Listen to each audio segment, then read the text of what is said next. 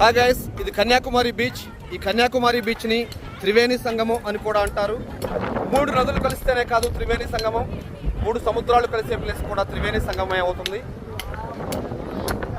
ఈ కన్యాకుమారి బీచ్ కానుకొని భగవతి అమ్మన్ టెంపుల్ ఉంటుంది. దీనినే కన్యాకుమారి టెంపుల్ అని కూడా అంటారు. ఇక ఇది east face bay of Bengal, తూర్పున బంగాళాఖాతం ఉంటుంది. ఈ వైపునే వివేకానంద రాక్ మెమోరియల్, అలాగే దాని పక్కనే తిరువల్లువారి విగ్రహం ఉన్నాయి. ఇక ఇది సౌత్ ఫేస్.